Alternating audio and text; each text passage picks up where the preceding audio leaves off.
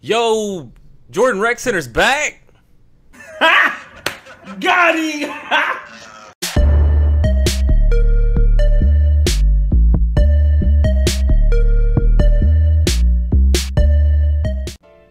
Yo, what is up, y'all? Willie Beeman here, getting ready to bring you guys a 2K19 video. So today's going to be pros and cons of the Jordan Rec Center. So if you guys didn't know, the Jordan Rec Center was in 2K15. It was pretty lit. I was going to pull some video for you guys, but if you haven't seen the Rec Center from 2K15, man, oh man, you need to go watch some videos. I'm sure you can find a bunch. You know, go look up Soul Illuminati's videos on 2K15. He was pretty lit in there. But anyway, man, I'm gonna go over this Jordan Rec Center and its pros and cons versus the old Jordan Rec Center, because, you know, all of us old heads, you know, people that were there during 2K15, you know, we remember it all nostalgically and shit like that. But we're gonna talk about it, you know, like it probably was, and the good things and the bad things about it. To be honest, we're gonna be 100% honest with ourselves. This might be a better system, you know, we all can kind of decide together on that.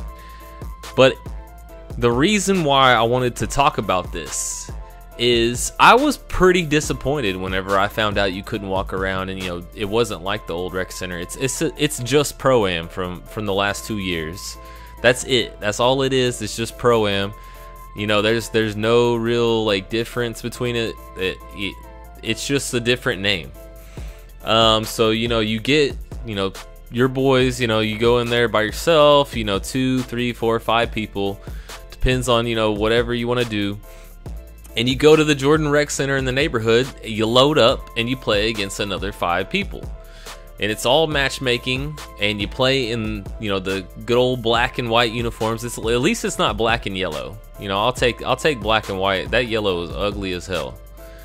You see me over here just stroking with that takeover badge, bro.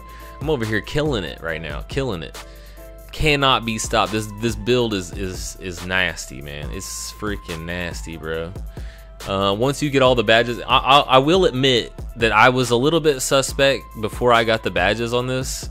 So if you do make this player, you know, be patient with it. Be patient. Whenever you get all the badges on it, you get the Hall of Fame difficult, get limitless range on silver, you get mid-range Deadeye on, you know, gold or better. You get corner specialist and catch and shoot on gold. This guy shoots really, really well. Maybe not as good as a sharpshooter, no, but this dude is really good. It's very comparable to a sharpshooter. I can promise you that. I can promise you that. But yeah, this matchmaking system, you know, it works. It's fun. You know, we get to play 5v5, which is great. I love 5v5 mode. It's a nice change from Park. You know, 2K16, I was really into ProAm. I loved it. Played a lot of ProAm. Played probably 600 games of ProAm on 2K16. Wasn't super serious. You know, I ran some road to the finals 250 tournament games, but I never really got much higher than like 15th in any of those tournaments. So, you know, I wasn't the top team. Never on a top team, but, you know, I played for a lot of top 100 teams. I think there was like 3 or 4. I usually just picked up because I wasn't a grinder like those guys. They played all the time. So usually if they needed a guy, they'd hit me up. Then on 2K17, I didn't play ProAm almost at all. You know, Park was really fun that year. 2K17's probably the most arcadey 2K since 2K15, which was the Rec Center game. Which is probably another reason why we remember the Rec Center like nostalgically, is because it was very arcadey. You could do pretty much anything you wanted. So 5v5, you just pulled up in people's faces. You could do crazy alley-oops, crazy dunks. You know, it was a really crazy year. You know, you could do a lot of things. I mean, everybody had a demigod essentially. But yeah, so 2K18's comes out, and you know, ProAm was pretty much the only mode that I enjoyed at all. Park was trash. My career was trash. I pretty much only ran ProAm during the year, and I didn't run a lot of games. I think we went 25-2 whenever we created our little team ProAm. We just wanted to see how hard it would be if we got to elite and all that. You know, we didn't run into any real good teams, and we didn't really want to grind anymore. 25-2 was plenty grinding for me as far as ProAm's concerned. I didn't get on 2K18 enough. I might get into some Pro-Am this year. You know, we'll see. It kind of depends on the boys, or if I get on a a different team, or if somebody wants to pick me up or something like that. I might try out some really competitive Pro-Am again. It's been a while since I got really competitive out here. And as you see right here, I'm just farming them brick walls for my big boys, man.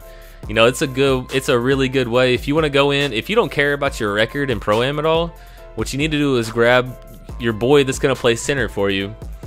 Go into the rec with three of your other friends. You're probably not gonna be able to do this with randoms, but if you want to farm brick wall for your homie, go into the rec and just go back and forth. Go back and forth, and you can try to farm like maybe catch and shoot or limitless with like a sharp or something like that. Just pass it to him like at the very end and let him shoot it. But bang, man, bang, bang, this dude can shoot.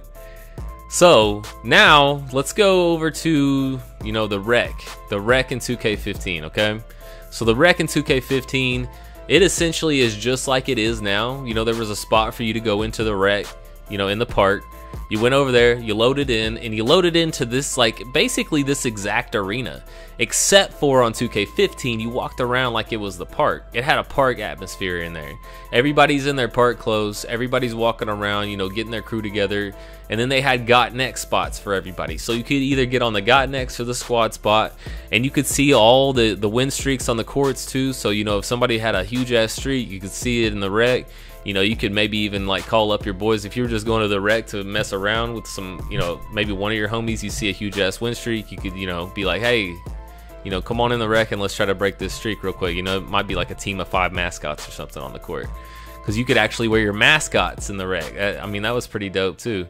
So yeah, if everybody had mascots, you could just like match up in the same mascot or something like that. So really, we're gonna get down to sort of like the details on that. So the benefits to the Jordan Rec in 2K15 to me is it had a huge park atmosphere. I mean, there's nothing like being able to walk around, being able to scout out the competition, maybe even pick up a random or something like that. You see somebody pretty decent in there, you're like, oh, I'll give them a shot.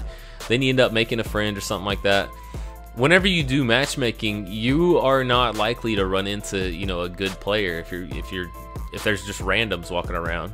Whereas on 2K15, if you ran around and you had a decent record, a decent rep and all that kind of stuff, you might get picked up by a pretty good team, make some new friends, all that kind of stuff, get a good win streak going. It was just a lot better in terms of community. Like, there was a very like cool community whenever it came to rec center. Like, there was a whole different community in the rec center than there was really in park. I mean, there was a lot of people that transitioned from one to the other, but park and rec had their own communities, which was a really cool deal. I loved it. And obviously this year, this year and last year, they had the team Pro-Am thing, so you can squad up with your boys and create like a whole team and grind up to Elite 6 or whatever you want to do. And that's cool, but it's still matchmaking, so you don't really know who you're going against. You can call up, you can maybe get a hold of somebody in the community like through Twitter or something like that, maybe set up something. I'm gonna show you guys right here. Hold up, just quick break.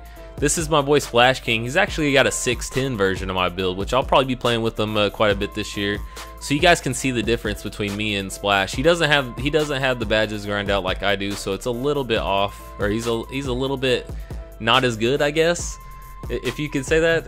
He doesn't have as many badges right now. So once he gets the badges all up, I'm gonna be showing maybe some differences between the heights and stuff between us.